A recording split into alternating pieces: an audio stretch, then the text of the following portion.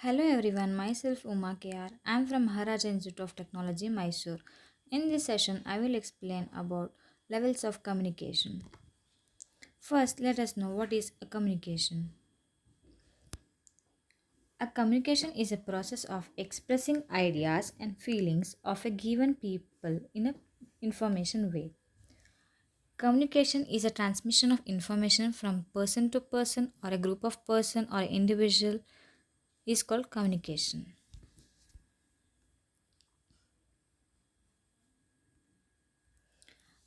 Purpose of communication are the abilities you can give and receive the information of different kinds. Some examples include like sharing the information, feelings, and emphasizing the speaking ability, listening skills, and many aspects, and which enables the management of motivation, influence the subordinates also, which boost and motivate keeps the person to be motivated.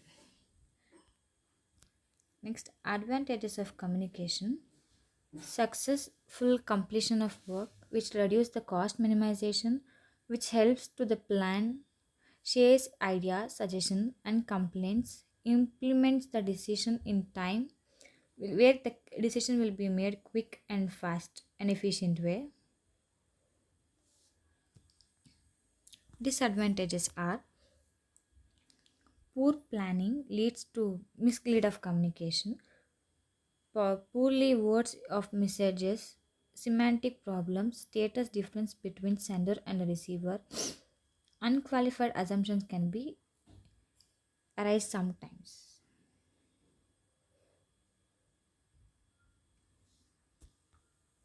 Categories of communication. Communication can be categorized into two ways: verbal communication and non-verbal communication and written communication.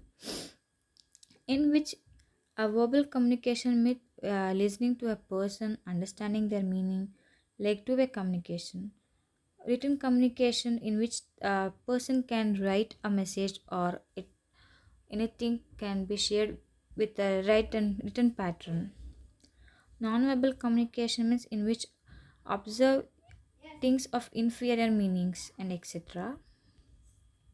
Types of communication: extrapersonal communication, intrapersonal communication, interpersonal communication, organizational communication, and mass communication. Extrapersonal communication. Extrapersonal communication is a communication between human beings and non-human beings, which includes a level of communication level which takes the emotions like feelings, sentiments, and reaction for the individual. Normally, when the individual are communicating with each other, they are not expressing their ideas fluently. Sometimes they will express the things with a person who they can share things with a reserved person can also they can communicate well. Communication between human beings and non beings includes the pets, like examples like animals, birds, dog, cat, etc. Intrapersonal communication means is a communication where takes place within individuals, like imaginations and visualizing the things. It can be useful for visualizing the occurring within the mindset of individual who can send and as well as receive information by themselves. For example, reading novels, imagining things, meditating, etc. Interpersonal communication between two or more peoples, and information can be reached to a many peoples like uh, group of peoples or stakeholders can be listen, and it may be in a form of verbal and non-verbal also. For example, communicating between husband wife or a son daughter, student and a teacher, etc.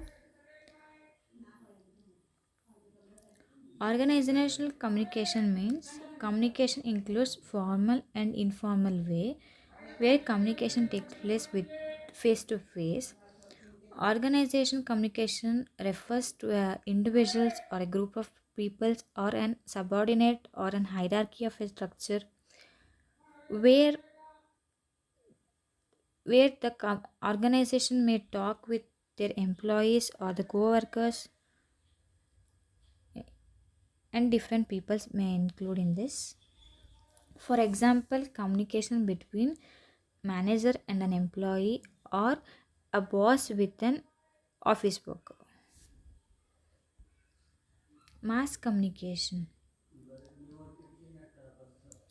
Mass communication process and impacting of exchange information through a large media, transmitting a large information across a world wide web, which includes like Google Chrome or any social networking apps or social networking sites